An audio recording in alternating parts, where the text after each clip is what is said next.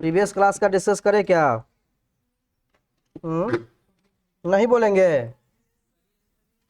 Previous class का discuss करें एक बार, ताकि कोई कोई नहीं भी आए होंगे तो वो भी सुन लेंगे, उसको अच्छा लगेगा कि सर मेरे बारे में अच्छा सोचते हैं। नहीं, सर मेरे बारे में बहुत सोचते हैं, नहीं लगेगा ऐसा?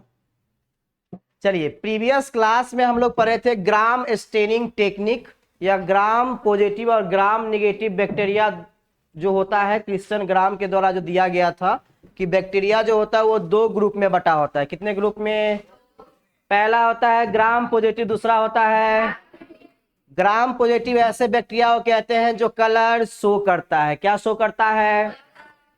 और ग्राम नेगेटिव बैक्टीरिया ऐसे बैक्टीरिया को कहते हैं जो कलर शो नहीं करता है। कहने का मतलब कोई भी कलर डालो तो कलरलेस दिखेगा, ठीक है, कलरलेस दिखेगा, कोई कलर शो नहीं होगा। ठीक, इसके बाद पर हम सर की कैसे पता करें कि कोई ग्राम पॉजिटिव है कोई ग्राम नेगेटिव है, तो इसके लिए हमने एक प्रोसीजर पढ़ा, जिस प्रोसीजर का नाम था ग्राम स्टेनिंग टेक्निक। क्या नाम था?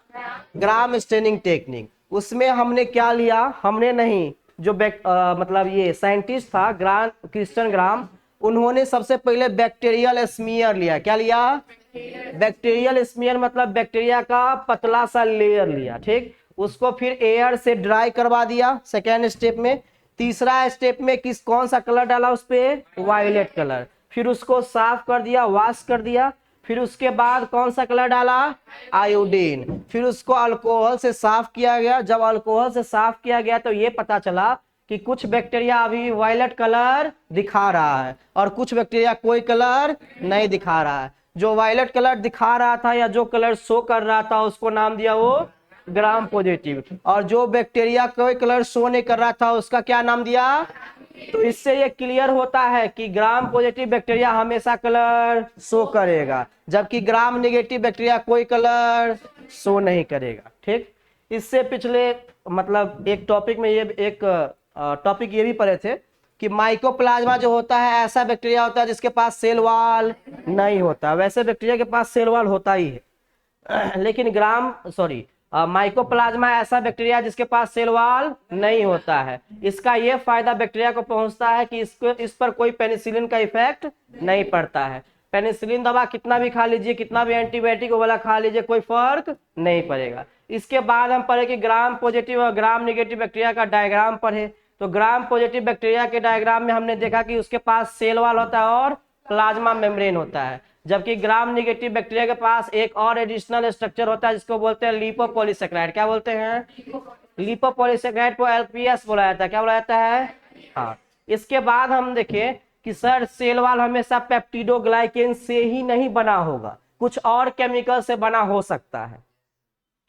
वो केमिकल क्या होगा? म्यूरिन। क्या होगा? वो केमिकल हो सकता है म्यूकोपेप्टाइड। क्या हो सकता है?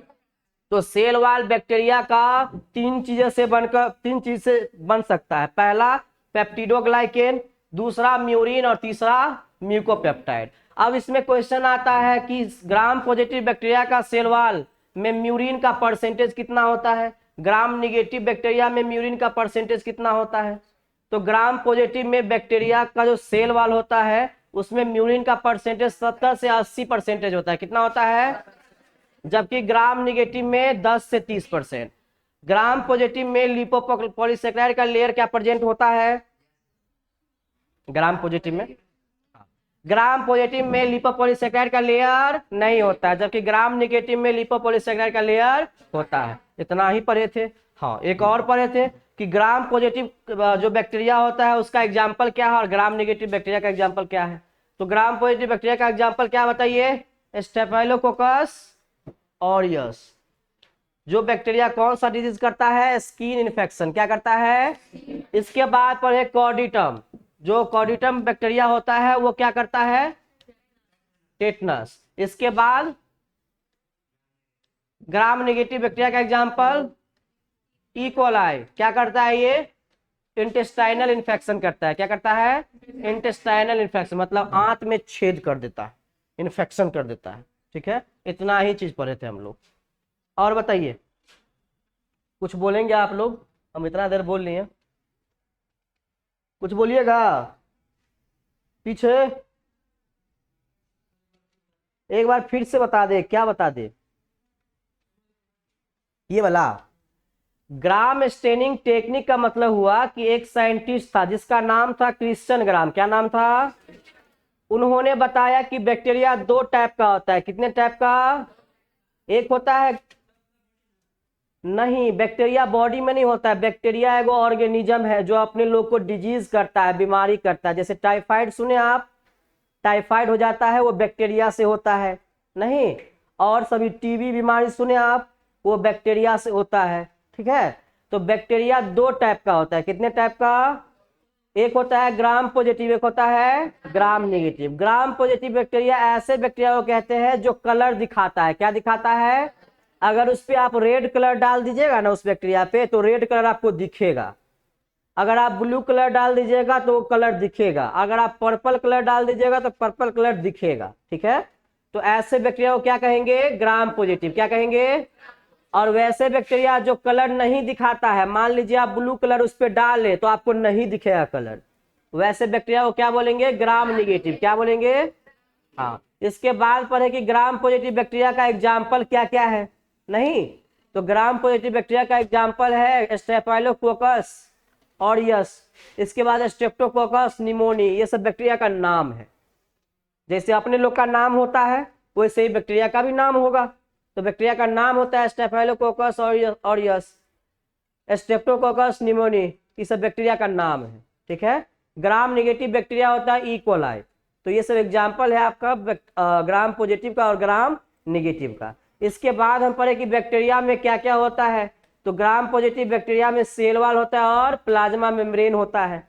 अरे किसी के पास सेल वॉल है, सॉरी सेल है, तो उसके पास सेल वॉल होगा या प्लाज्मा मेम्ब्रेन होगा ही होगा। क्या सेल वॉल नहीं भी हो सकता है? अपने लोग में नहीं होता है, लेकिन बैक्टीरिया के केस में सेल वॉल होता है। तो उसके पास प्लाज्मा मेम्ब्रेन होगा और सेल वॉल होगा ग्राम पॉजिटिव के पास। और ग्राम नेगेटिव के पास प्लाज्मा मेम्ब्रेन होगा, सेल वॉल होगा और लिपोपॉलीसेकेराइड का लेयर होगा, ठीक है? इतना ही चीज पढ़े हुए थे अपने लोग। पहला क्लास है इसीलिए दिक्कत हो रहा। कोई दिक्कत नहीं है। वीडियो जाता, ग्रुप में जुड़े हुए हैं ना? ग्रुप में नहीं जुड़े हुए हैं?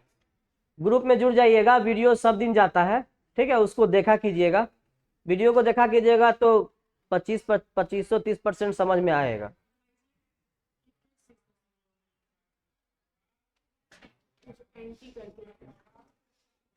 सेंट्रियोल्स का,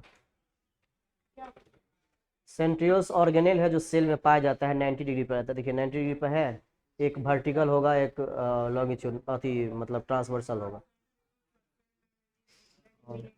ये 90 डिग्री पे होता है, ठीक है? जो सेल डिवीजन में हेल्प करता है। बताइए कोनो दिक्कत? थोड़ा सा भी कोनो दिक्कत नहीं है? हाँ, आता है कि नहीं क्लास? पहले आता है कि नहीं? सब दिन, सब दिन आते हो क्लास?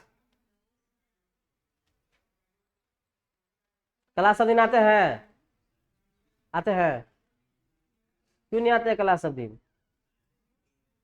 आते थे लेकिन बीच बीच में मन करता है कि सर नहीं जाए। शुरू तो है, 11th तो है, 11th में सही से पढ़ लो, नहीं तो बहुत दिक्कत होगा। बता रहे हैं हम, बहुत दिक्कत होगा। समझ रहे हैं? 11th में सही से नहीं पढ़ेंगे बहुत दिक्कत होगा। देख रहे हो 11th में सही से नहीं पढ़े तो पढ़ा रहे हैं, देख रहे हो कि नहीं? एग्जाम्पल तुम्हारे सामने है। 11th में सही से पढ़े रहते तो कुछ ना कुछ हो गया रहता, नहीं पढ़े तो अभी देख रहे पढ़ा रहे हैं। वाटर लेट्यूज कहाँ पर है?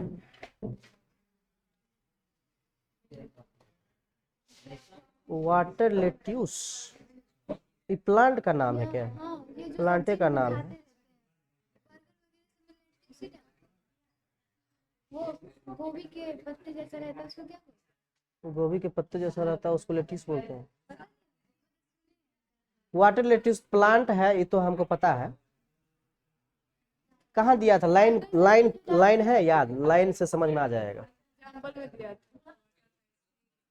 वाटर हाइसिन के एग्जाम्पल में दिया था, तो ये वाटर हाइसिन से ही जुड़ा होगा, ठीक है? अब उसका लाइन पढ़ेंगे ना तो क्लियर हो जाएगा।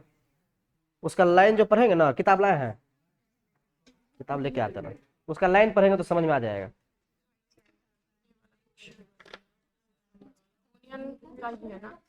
Piyush observed slides of white blood cell under microscope. His teacher asked him to draw the diagram. Select the diagram which should be drawn in figure.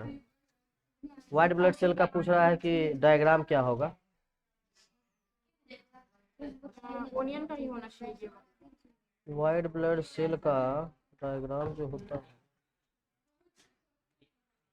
Circular ही होता है। ये वाला दिया है क्या, यही वाला दिया होगा। ये तो लग रहा है थी अनअकैडमिक, सॉरी PW का लग रहा है। वही तो पी नंबर। हाँ PW का लग रहा है, अर्जुना वाला है। हम भी बैच लिए हुए थे, अभी तक है ही। बोलिए, देखिए अपने में बात करने लगते हैं। कौन सी बात करने लगते हैं, क्या क्या खाने के बारे में, थार, ये भगवान, थार के बारे में क्या बात करने लगते बताइए तो। चलिए किसी को कोई दिक्कत है तो बताइए। देखिए अब सुनिए, 5 मिनट हमको सुन लीजिए। हम सेल चैप्टर स्टार्ट किए हैं। सेल ज्यादा भारी चैप्टर नहीं है। सेल इसीलिए स्टार्ट किए क्योंकि आप 7 क्लास 9 क्लास में पढ़े हैं, थोड़ा थोड़ा पढ़े होंगे, इसीलिए स्टार्ट किए हैं। आपको थोड़ा लैंग्वेज प्रॉब्लम होता होगा तो इसको एक्सेप्ट करना पड़ेगा कि लैंग्वेज प्रॉब्लम आपको क्यों हो रहा है, क्योंकि आपका इंग्लिश कमजोर है। एक्सेप्ट करना पड़ेगा।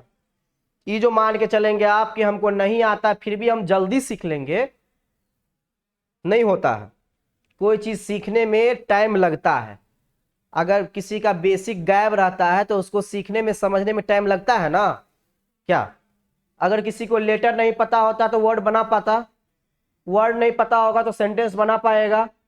आपके पास वर्ड का अगर खजाना नहीं होगा तो सेंटेंस बना पाएंगे, नहीं बना पाएंगे। इसी तरह लैंग्वेज प्रॉब्लम थोड़ा होगा, इसको पेशेंस रखिए, आप समझ में आएगा। ठीक है। अब ऐसे कहें, अब मतलब ऐसे सोचेंगे सर हमको समझ में नहीं आ रहा है, जा रहे हैं आ रहे हैं, जा रहे हैं आ रहे हैं, कोई दिक्कत नहीं है। थोड़ा तो पेशेंस रखना पड़ेगा ना। इतना जो हम उछल उछल के यहाँ से यहाँ हम जाते हैं, वहां से वहां जाते हैं, उछल के कहा जाते हैं, आप लोग के लिए जाते हैं, समझाते रहते हैं कि आप लोग को समझ में आए, समझे। फिर भी कोई दिक्कत होता है तो पूछिए। आप लोग पूछवे नहीं करते हैं, कभी पूछते हैं बताइए तो। आते हैं सीधा हम पढ़ा देते हैं, निकल जाते हैं। क्लास में आते हैं तो प्रीवियस टॉपिक से पूछिए थोड़ा। ठीक है, नया टॉपिक आपको नहीं मिलता है तो प्रीवियस टॉपिक से पूछिए कि सर हमको ये नहीं मालूम है, ये थोड़ा एक बार और बता दीजिए। नहीं इसका मतलब क्या हुआ, तो ये सब पूछेंगे तब ना होगा। घर पे जाके पढ़ेंगे तब पूछेंगे, नहीं पढ़ेंगे तो कोनो दिक्कत नहीं होगा। सही बात है, नहीं पढ़ेंगे तो कोनो दिक्कत नहीं होगा, आप पढ़ेंगे तो दिक्कत ही दिक्कत होगा। ये भी है, पढ़ते हैं तो दिक्कत ही दिक्कत होता है ना जी। सर कुछ समझ में नहीं आता पढ़ते हैं तो कैसे समझ में आएगा। अच्छे से पढ़ो, जो पढ़ाते हैं वहां वो थोड़ा सुनो, गौर से सुनना है। तुम लोग लग रहा है सर आते हैं इसे इंजॉय में इसे पढ़ाते रहते हैं, पता ही नहीं चलता है कि कब पढ़ा दिया कब निकल गए। नहीं ऐसा नहीं, हम जब बोलते रहते तो उसको सुनो। इंजॉय पढ़ाते हैं लेकिन सीरियस टॉक रहता है, यहाँ सीरियस कॉन्सेप्ट रहता है, समझ रहे हैं। आज के क्लास में हम पढ़ेंगे प्लाज्मा मेम्ब्रेन के बारे में। किसके बारे में, चलिए तो सेल वॉल के बारे में हम लोग पढ़ लिए हैं, ग्लाइकोकैलिक्स के बारे में हम लोग पढ़ लिए हैं। लास्ट हमारा मेम्ब्रेन रहेगा जिसका नाम है प्लाज्मा मेम्ब्रेन। क्या नाम है, प्लाज्मा मेम्ब्रेन का एक और नाम होता है, क्या नाम होता है, सेल मेम्ब्रेन। क्या नाम होता है, बोलिए क्या नाम होता है, सेल मेम्ब्रेन। क्या नाम होता है, ऐसे छुप रहे हो जैसे हम क्या कर देंगे तुमको यार, बताओ। मतलब कोई कह रहे हैं कि सेल मतलब प्लाज्मा मेम्ब्रेन को दूसरा नाम क्या होता है, छुप रहा है। छुप कहा रहे हो जी, पकड़ के हम जेल में डाल देंगे क्या। चलिए तो सेल मेम्ब्रेन जो होता है प्लाज्मा मेम्ब्रेन का दूसरा नाम है। ठीक है, इसके बाद प्लाज्मा मेम्ब्रेन जो होता है वो सेल वॉल के अंदर होता है कि बाहर होता है। फिर से बोलिए, सुनिए, सेल वॉल के अंदर होता है प्लाज्मा मेम्ब्रेन की बाहर होता है। हाँ तो हम ऐसे लिखते हैं कि plasma membrane is inner to cell wall, cell wall के अंदर होता है। पहला पॉइंट समझ में आया। प्लाज्मा मेम्ब्रेन जो होता है लिविंग पार्ट होता है सेल का। दूसरा पॉइंट, किसी को कोई दिक्कत? पहला पॉइंट कि सेल वाल के अंदर प्लाज्मा मेम्ब्रेन होता है, नहीं, ये सेल है अगर तो ये वाला प्लाज्मा मेम्ब्रेन होगा, ये वाला सेल वाल होगा, और सबसे बाहर ग्लाइकोकैलिक्स होगा। ठीक है, तो ये जो आपको प्लाज्मा मेम्ब्रेन दिख रहा है ये अंदर वाला, ये अंदर है कि बाहर में है? सेल वाल का अंदर में है, इसीलिए पहला पॉइंट कि प्लाज्मा मेम्ब्रेन जो होता है वो सेल वाल के अंदर होता है। दूसरा पॉइंट कि प्लाज्मा मेम्ब्रेन लिविंग होता है कि नॉन लिविंग होता है? लिविंग होता है, इसीलिए कहते हैं कि सेल का जो लिविंग पार्ट होता है उसको प्लाज्मा मेम्ब्रेन कहते हैं। ठीक, तीसरा पॉइंट, ये जो प्लाज्मा मेम्ब्रेन होता है वो एब्सोल्यूट रिक्वायरमेंट होता है। एब्सोल्यूट रिक्वायरमेंट क्या होता है सर? हाँ, सबसे ज्यादा जरूरी चीज जो होता है सेल का वो प्लाज्मा मेम्ब्रेन होता है, क्योंकि plasma membrane semi permeable membrane होता है, इसी से जो सब्सटेंस होता है वो आता और जाता है। सेल वाल का कोई कंट्रीब्यूशन नहीं आने जाने में, यही डिसाइड करेगा कौन अंदर जाएगा और कौन बाहर आएगा अंदर से। तो ये एब्सोल्यूट रिक्वायरमेंट होता है लिविंग सेल का। ठीक, चौथा पॉइंट, जो प्लाज्मा मेम्ब्रेन होता है उसका जो स्ट्रक्चर होता है वो किसके सिमिलर होता है? यूकैरियोटिक सेल के सिमिलर। जैसा हम लोग का प्लाज्मा मेम्ब्रेन होगा वैसा ही बैक्टीरिया का प्लाज्मा मेम्ब्रेन होगा, कोई अंतर नहीं। हमारा भी प्लाज्मा मेम्ब्रेन फॉस्फोलिपिड से बना है, उसका भी प्लाज्मा मेम्ब्रेन फॉस्फोलिपिड से बना है। फॉस्फोलिपिड मतलब फॉस्फेट और लिपिड। समझ में आ रहा है? ये 4-5 पॉइंट आपको समझ में आया? काहे देख रहे हैं बॉस? उसको काहे देख रहे हैं? उसको काहे देख रहे हैं? देख रहे हैं कि कहाँ पढ़ा रहे हैं हम? सेल पढ़ा रहे हैं तो सेल में देखिए ना कहाँ पढ़ा रहे हैं, ये अभी देखेंगे। सेल का 1 to 5 125।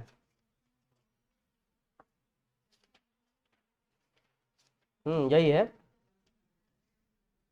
चलिए, तो प्लाज्मा मेम्ब्रेन के बारे में 4 बातें याद हुआ आपको। पहली बात कि प्लाज्मा मेम्ब्रेन क्या है? लिविंग है कि नॉन लिविंग है? दूसरी बात, प्लाज्मा मेम्ब्रेन सेल वाल के बाहर है कि अंदर है? तीसरी बात, प्लाज्मा मेम्ब्रेन लिविंग सेल के लिए जरूरी है कि नहीं? क्यों जरूरी है? क्योंकि सर जितने भी सब्सटेंसेज होते हैं वो सेल में किसको पूछ के जाते हैं? प्लाज्मा मेम्ब्रेन को पूछ के। अगर प्लाज्मा मेम्ब्रेन कहेगा नहीं जाने के लिए तो वो जो सब्सटेंस है बाहर में वो नहीं जाएगा। ठीक है, चौथा पॉइंट, जो प्लाज्मा मेम्ब्रेन का स्ट्रक्चर होता है वो किसके सिमिलर होता है? यूकैरियोटिक सेल के। किसके सिमिलर? कहने का मतलब हमारा प्लाज्मा मेम्ब्रेन और बैक्टीरिया का प्लाज्मा मेम्ब्रेन में कोई दिक्कत या कोई अंतर है? नहीं अंतर है, दोनों का प्लाज्मा मेम्ब्रेन सेम होगा। अब 5वां बात या छठा बात सुनिए, प्लाज्मा मेम्ब्रेन का जो एक्सटेंशन होता है, जो बाहर की तरफ एक स्ट्रक्चर निकला होता है या अंदर की तरफ, उसको मीजोजोम बोलते थे अपने लोग। हाँ, अंदर की तरफ ऐसा जो था इसको क्या कहते थे हम लोग? मीजोजोम। क्या कहते थे? मीजोजोम का हम लोग फंक्शन पढ़ते हैं कि मीजोजोम का काम क्या होता है। तो मीजोजोम का काम रेस्पिरेशन करवाना होता है, मीजोजोम का काम रेप्लिकेशन करवाना होता है, मीजोजोम का काम एंजाइम फॉर्मेशन करवाना होता है, मीजोजोम का काम सिक्रेशन करवाना होता है, मीजोजोम का काम सेल वाल का फॉर्मेशन करवाना होता है, मीजोजोम का काम सरफेस एरिया को इंक्रीज करवाना होता है। तो इतना सारा काम होता है मीजोजोम का। ठीक, इसके बाद पढ़ेंगे कि फोटोसिंथेटिक बैक्टीरिया, ऐसा बैक्टीरिया जो फोटोसिंथेसिस करता है, नाम बताइए। Blue green algae. एल्गी सिर्फ बोलेंगे, एल्गी या बैक्टीरिया में अंतर नहीं है। ब्लू ग्रीन एल्गे जिसको साइनोबैक्टीरिया कहते हैं। क्या कहते हैं? ये बैक्टीरिया ऐसा बैक्टीरिया जो फोटोसिंथेसिस करता है। क्या करता है? हाँ, इस बैक्टीरिया के पास एक स्ट्रक्चर होता है जिसको बोलते हैं क्रोमेटोफोर। क्या बोलते हैं? ये कलर पिगमेंट होता है, इसी पिगमेंट के कारण फोटोसिंथेसिस होता है। जैसे प्लांट के पास क्या होता है? क्लोरोफिल। क्या होता है? इस क्लोरोफिल के कारण ही फोटोसिंथेसिस होता है ना, ग्रीन पिगमेंट के कारण। सेम इसी तरह बैक्टीरिया के पास एक कलर पिगमेंट होता है जिसको बोलते हैं क्रोमेटोफोर। क्या बोलते हैं? इसी क्रोमेटोफोर के कारण बैक्टीरिया में फोटोसिंथेसिस होता है। अगर क्रोमेटोफोर बैक्टीरिया में नहीं हो तो फोटोसिंथेसिस होगा? नहीं होगा। समझ में आया? अब बैक्टीरिया के पास चलने के लिए 3 गो स्ट्रक्चर। कितना स्ट्रक्चर? लेकिन 3 गो स्ट्रक्चर में एक ही स्ट्रक्चर काम करता है चलने में। पहला स्ट्रक्चर का नाम है फ्लैजेला। क्या नाम है? दूसरा का फिमरियाई। क्या नाम है? तीसरा का नाम है पिलाई, PILLI। ये भगवान पहला पहला बार सुन रहे हैं। ये जो फिमरियाई और पिलाई होता है ये आपको चलने में मदद नहीं करता है, चलने में मदद आपका फ्लैजेला करता है। कौन करता है? तो कभी भी क्वेश्चन आए कि लोकोमोशन और मूवमेंट या चलने में बैक्टीरिया को कौन मदद करता है तो क्या बोलेंगे? फ्लैजेला। क्या बोलेंगे? तो ये सब सरफेस स्ट्रक्चर है। आपको इजीली नहीं पूछेगा कौन चलने में मदद करता है, आपको ये पूछेगा कि ऐसे सरफेस स्ट्रक्चर का नाम बताइए जो बैक्टीरिया को लोकोमोशन और मूवमेंट करने में मदद करता है। तो फ्लैजेला।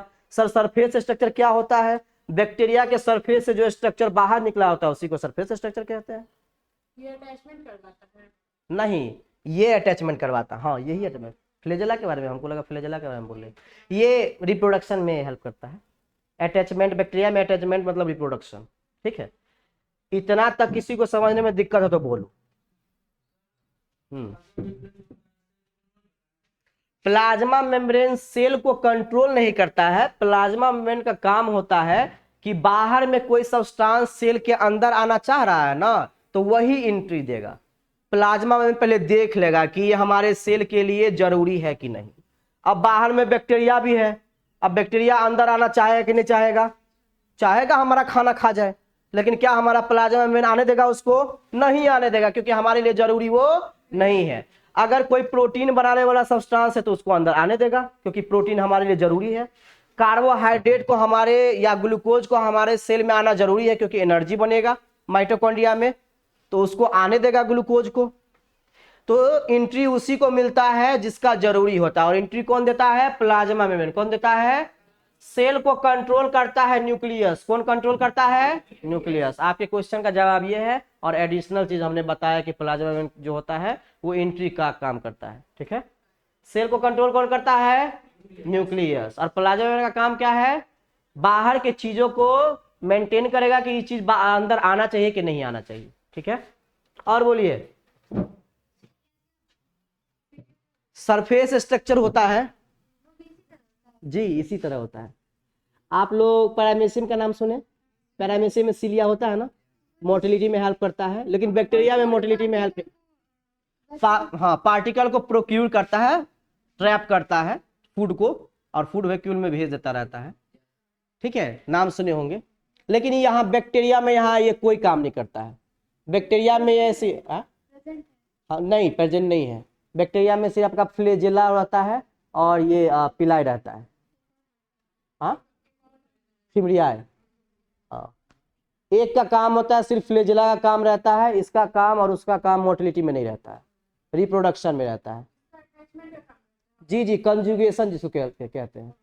फिमरियाई का भी अटैचमेंट का काम होता है, फिंगर लाइक प्रोजेक्शन होता है। और बताइए, और कुछ बोलेंगे कि नींद आ रहा है? पहला क्लास में अगर नींद आया, पीछे समझ में आ रहा है?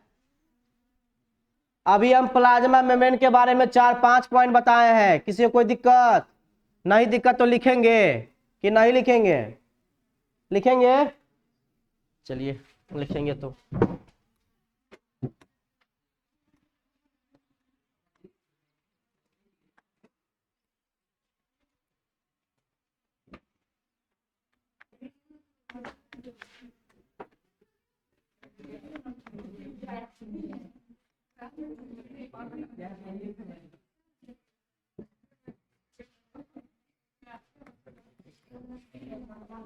ये तीसरा दीजिएगा।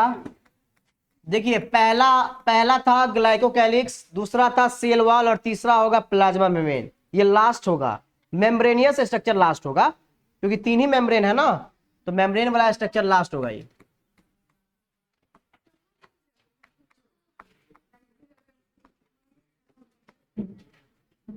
प्लाज्मा मेम्ब्रेन या सेल मेम्ब्रेन।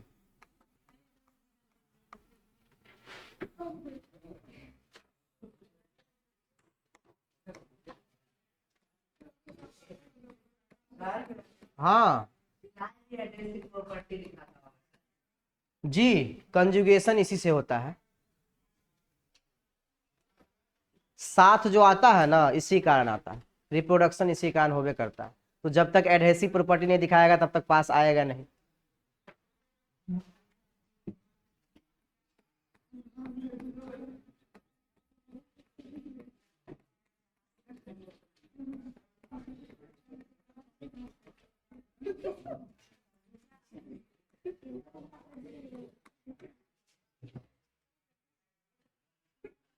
देखिए क्वेश्चन बहुत सारा है, ठीक है, हम दिखाते हैं आपको।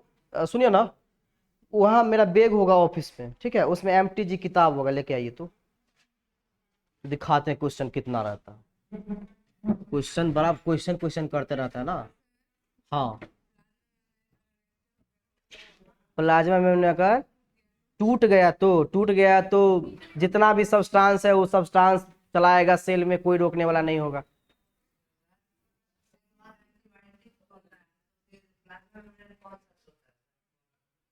क्या बोले? सेल वाल एंटीबायोटिक के द्वारा तोड़ा जाता है सर, तो प्लाज्मा मेम्ब्रेन किस के द्वारा?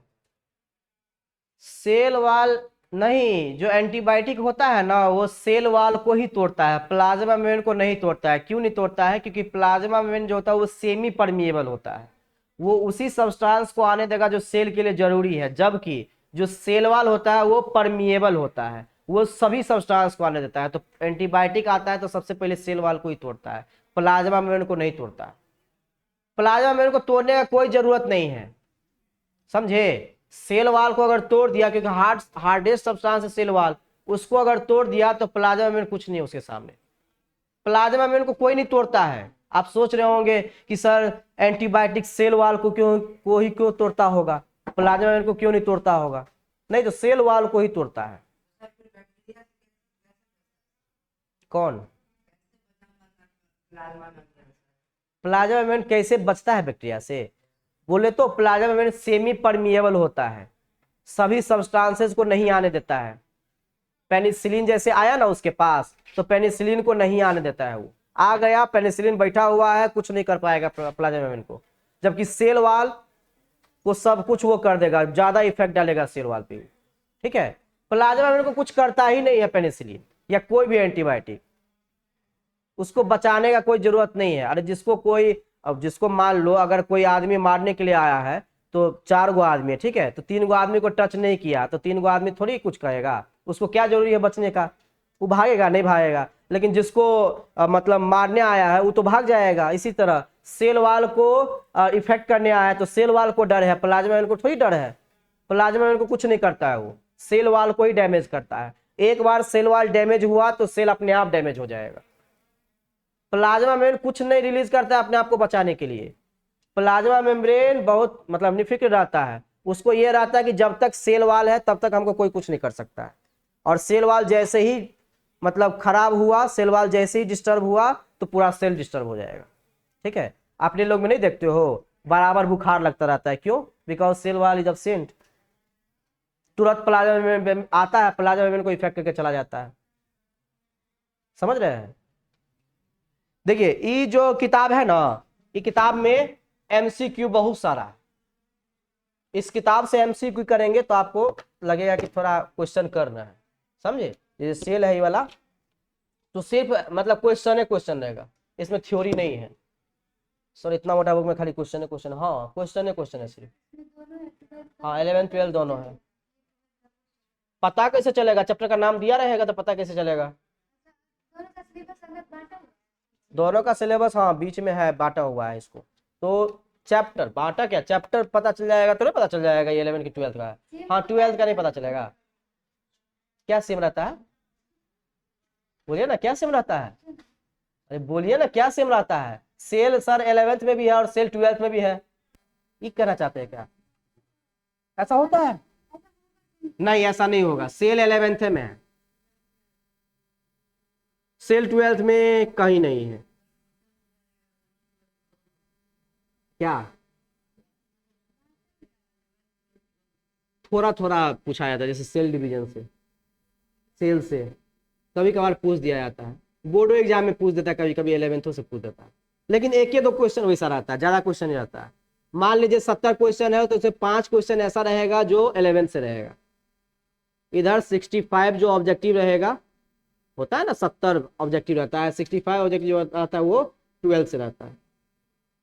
क्वेश्चन करवाएंगे इसका, आपको लगेगा बहुत इजी क्वेश्चन है, समझ रहे हैं? भारी क्वेश्चन नहीं है इसमें, बहुत इजी है। अभी तक अपने लोग पढ़े हैं, इसका क्वेश्चन बना के देखिएगा, बहुत इजी लगेगा। नहीं वाला फोटो खींच लीजिएगा, आपको लगेगा बहुत इजी है, तुरंत बन गया, समझे? खैर अभी पढ़ लेते हैं।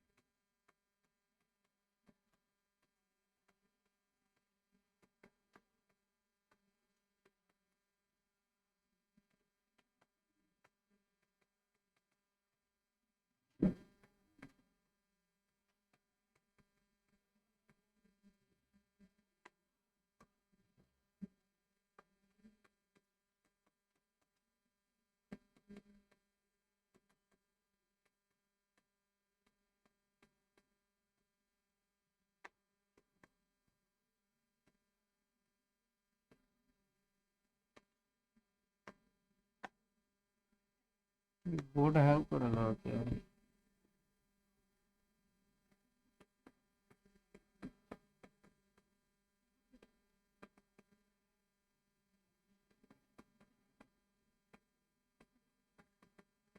रेस्पिरेशन जानते हैं आप लोग? बताइए क्या होता है सॉरी रेप्लिकेशन क्या है? रेस्पिरेशन, फूड के ब्रेकडाउन को रेस्पिरेशन कहते हैं। और कोई बोलेंगे?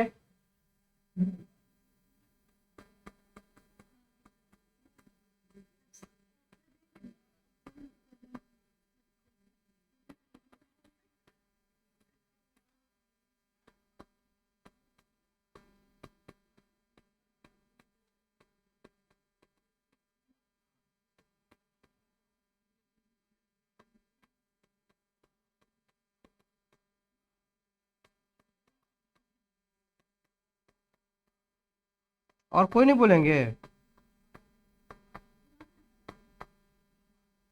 कौन सा लॉन्ग आंसर है? अच्छा हाँ बोलिए ना, कहाँ हम रोके हुए हैं जी?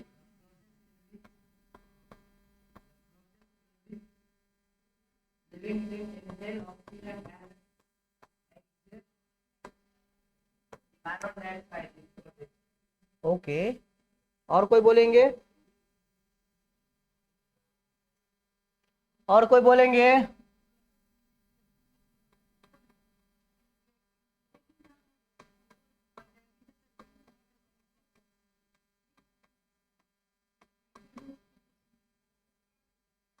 और कोई बोलेंगे? बोलिएगा।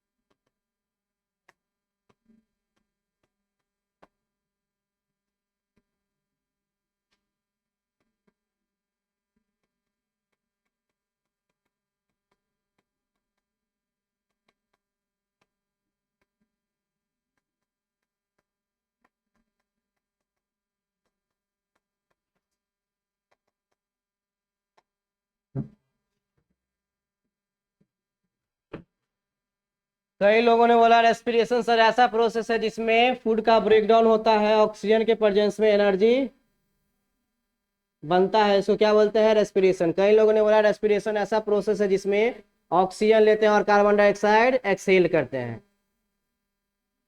सही है, कुछ हद तक सही है।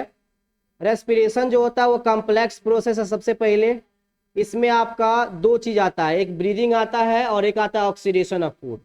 रेस्पिरेशन जब भी पूछा जाए तो आप अलग अलग नहीं बोलेंगे कि रेस्पिरेशन मतलब सिर्फ होता है कि फूड का ऑक्सीडेशन होना, एनर्जी फाइंड आउट करना। नहीं, रेस्पिरेशन मतलब होता है breathing plus oxidation of food, मतलब ऑक्सीजन लेना, कार्बन डाइऑक्साइड छोड़ना और साथ साथ फूड का ऑक्सीडेशन भी होना, इज कॉल्ड रेस्पिरेशन।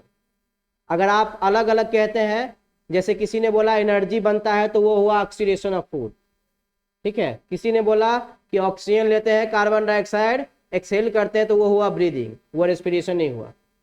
रेस्पिरेशन मतलब कॉम्प्लेक्स प्रोसेस जिसमें दो मैकेनिज्म होना चाहिए, ब्रीदिंग भी होना चाहिए और ऑक्सीडेशन ऑफ फूड भी होना चाहिए।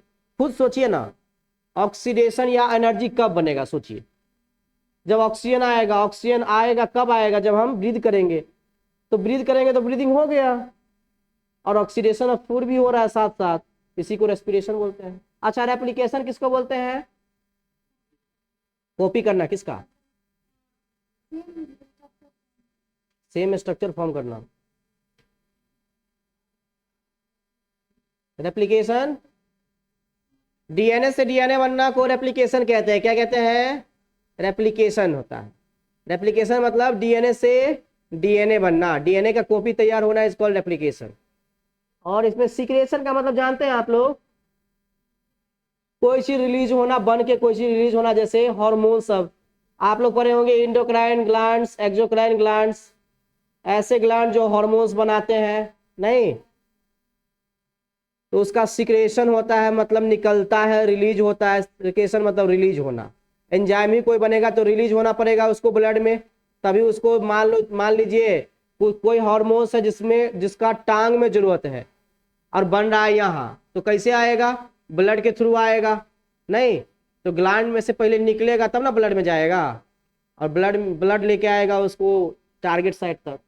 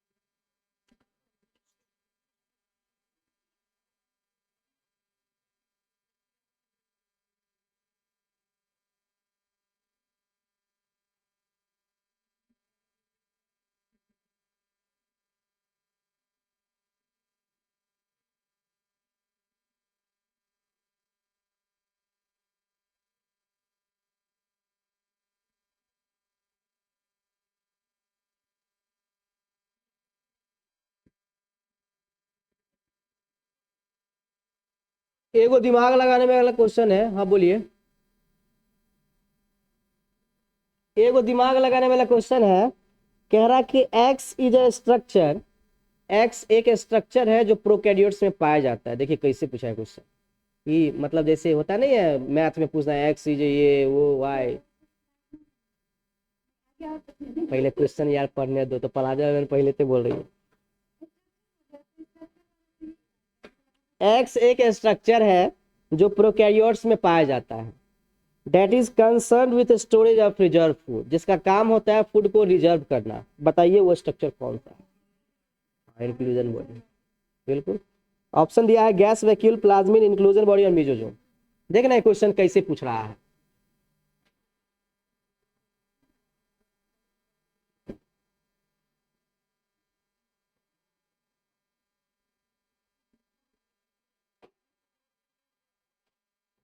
हो गया। देखिए सबसे पहले नोट्स मेरा कंप्लीट कर लीजिएगा। नोट्स नहीं कंप्लीट कीजिएगा, आधा पे आके कंप्लीट या समझने की कोशिश कीजिएगा। समझ में आएगा लेकिन उतना समझ में नहीं आएगा। सबसे पहले मेरा नोट्स कंप्लीट कीजिए, कोई भी चीज सीखने के लिए सबसे पहले शुरुआत से सीखना पड़ता है, बीच में आके नहीं समझ में आएगा। ठीक है, पहले नोट्स कंप्लीट करो, जितना लिखाया है, ज्यादा नहीं लिखा है, पहले नोट्स कंप्लीट कर लीजिए। इसके बाद आपको प्रॉब्लम होता है हमसे आकर पूछिए कि सर हमको पिछले टॉपिक में ही प्रॉब्लम है।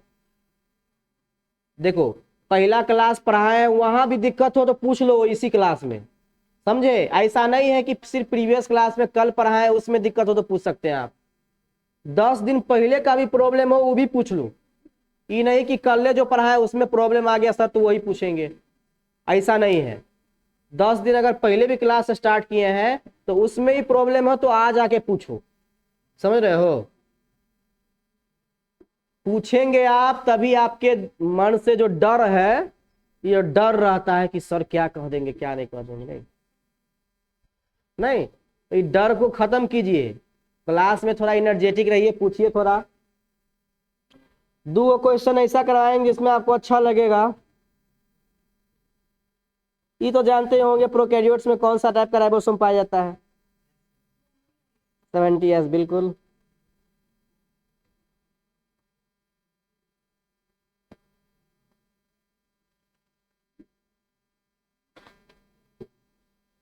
इसमें इंटरेस्टिंग क्वेश्चन दिया है, थोड़ा मतलब अच्छा लगता रहता है, ऐसा ऐसा क्वेश्चन बनाते हैं नहीं।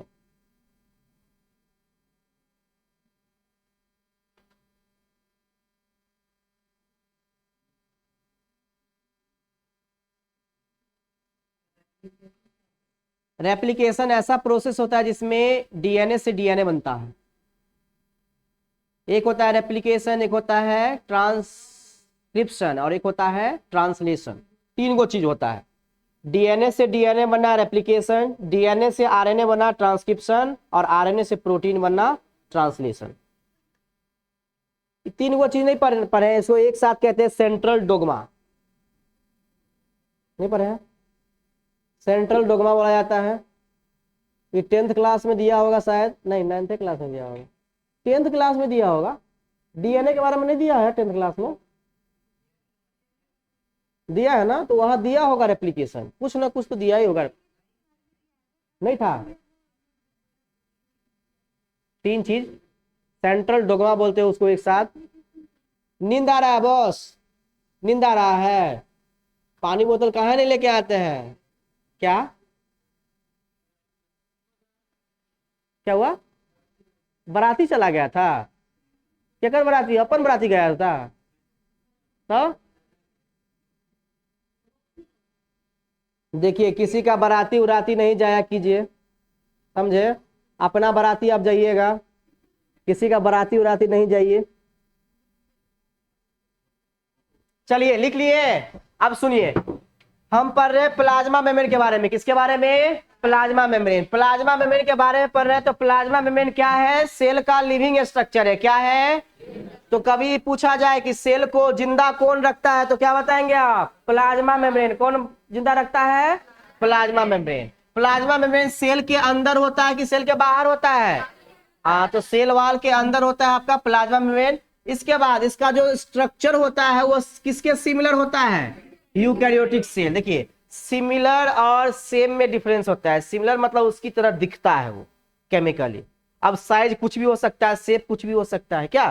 तो सिमिलर मतलब पूरी तरीके से हम लोगों के प्लाज्मा की तरह नहीं दिखेगा, दिखेगा लेकिन कुछ हद तक आपको नहीं भी दिख सकता है।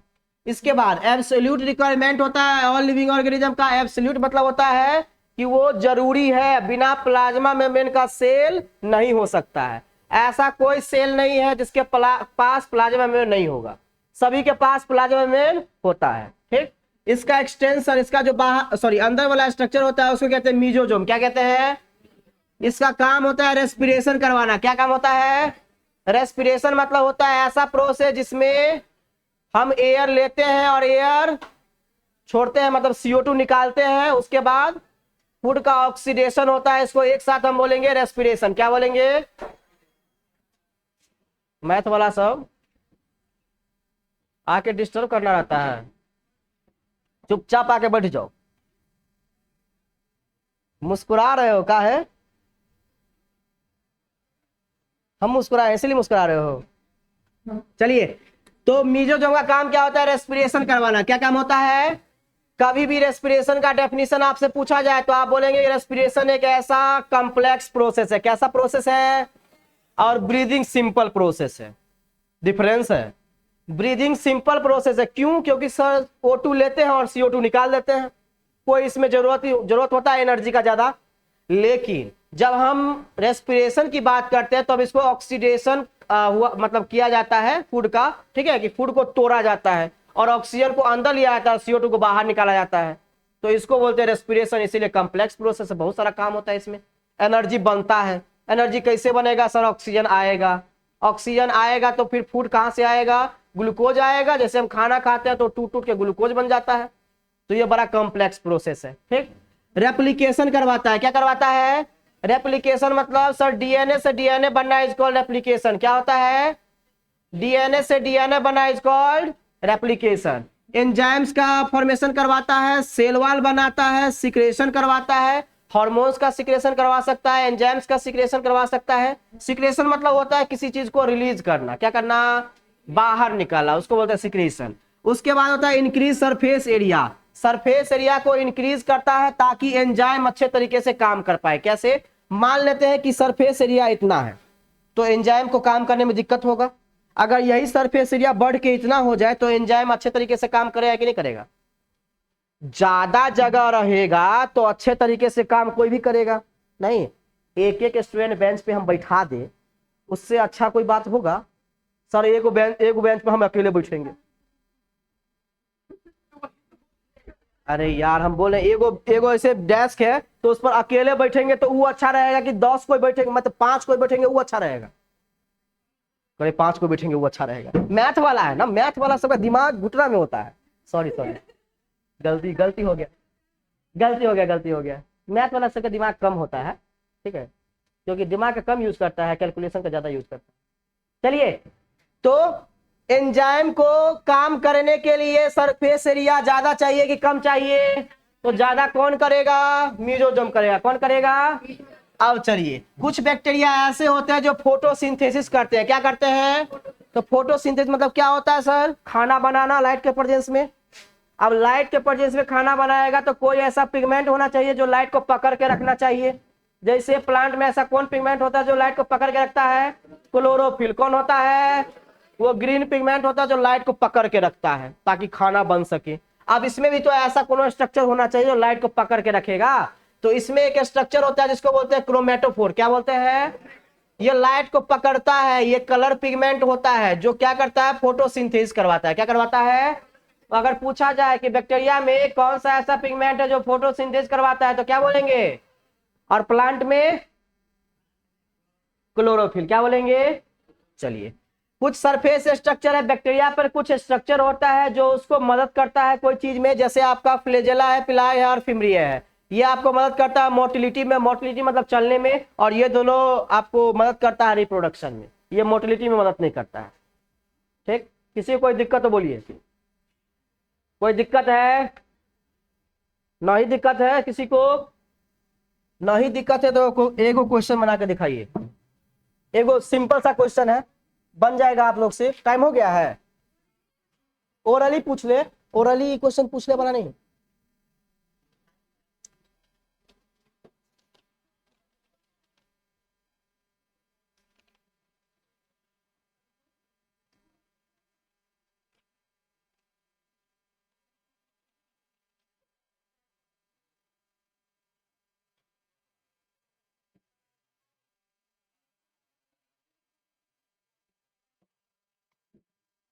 आप लोग नहीं लिखिएगा, सिर्फ हमें लिखने दीजिए। आप लोग बता दीजिएगा हमें, क्वेश्चन इजी है, ठीक है। क्या हुआ? ये बुक को ऐसे ले लिए इसीलिए? क्या करेंगे, इतना भारी बुक है।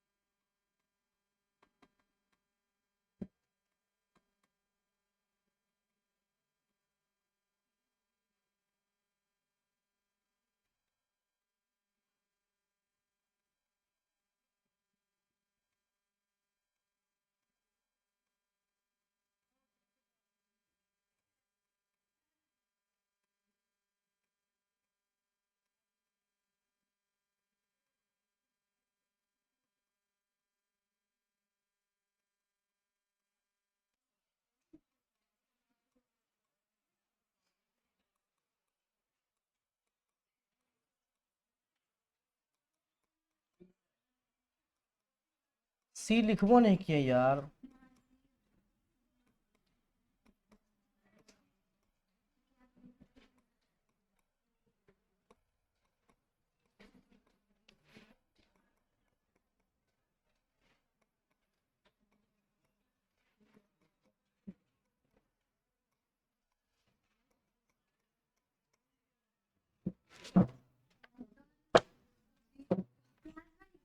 डी होगा आंसर। बताइए कौन सा होगा? डी कैसे होगा? सी का नहीं होगा, प्लाज्मा वहां लिखा हुआ है। हाँ, प्लाज्मा मेम्ब्रेन होना चाहिए, क्योंकि प्लाज्मा जो होता है वो ब्लड का पार्ट होता है। नहीं पढ़े प्लाज्मा?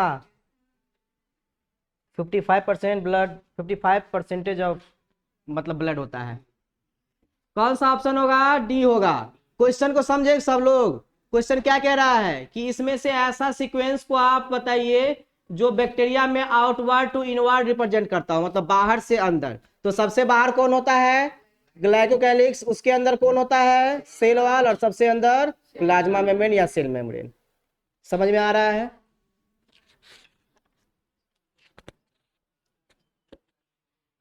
अच्छा, आप लोग से पूछते हैं कि एक्स नाम का एक ऐसा स्ट्रक्चर है जो लूज लेयर है, सॉरी, एक्स नाम का एक स्ट्रक्चर है जो हार्ड लेयर है, और उसका काम होता है बैक्टीरिया को हाइड करना फ्रॉम होस्ट सेल। बताइए उस स्ट्रक्चर का नाम क्या है? कैप्सूल नाम है। क्या नाम है? ऐसा ऐसा क्वेश्चन पूछेगा तो बता देंगे ना। थोड़ा कहानी करके ऐसा क्वेश्चन पूछा जाता है कि बताइए वाई एक स्ट्रक्चर है जो ये करता है वो करता है, उसका नाम क्या है, ऐसा पूछा जाता है। तो ये आपको कब मालूम रहेगा? जब उसके बारे में पता रहेगा तब ना बना पाएंगे। अच्छा, हम ये वाला क्वेश्चन आपसे बन जाएगा कि the most likely method use to determine the structural detail of cell organelle. कह रहा है कि सेल ऑर्गेनेल का स्ट्रक्चरल डिटेल पता करने के लिए कौन से चीज का यूज करते हैं? कौन से माइक्रोस्कोप का? Simple microscope, compound microscope, electron microscope, none of these. क्यों सर? सिंपल माइक्रोस्कोप के पास मैग्निफिकेशन पावर ज्यादा होगा जितना इलेक्ट्रॉन माइक्रोस्कोप के पास होगा। जितना इलेक्ट्रॉन माइक्रोस्कोप जूम कर सकता है कोई चीज को, उतना सिंपल माइक्रोस्कोप जूम कर सकता है। और सेल के ऑर्गेनेल कहाँ होते हैं? सेल के बाहर होते हैं कि सेल के अंदर होते हैं? तो सेल के अंदर देखने के लिए ज्यादा जूमिंग की जरूरत होगी, कम जूमिंग की जरूरत होगी? तो ज्यादा जूम कौन करेगा? सिंपल के इलेक्ट्रॉन? इलेक्ट्रॉन। चलिए, सेल थ्योरी का मॉडिफिकेशन कौन प्रपोज किया था? सेल थ्योरी को मॉडिफाइड कौन किया था? हाँ, रुडोल्फ विर्चो। मॉडिफाइड वो किया था, सेल थ्योरी दिया था स्लाइडेन और स्वान। थोड़ा वर्ड में अंतर होता है जी। चलिए, रहने दीजिए आज के लिए इतना ही। मिलते हैं अगले क्लास में।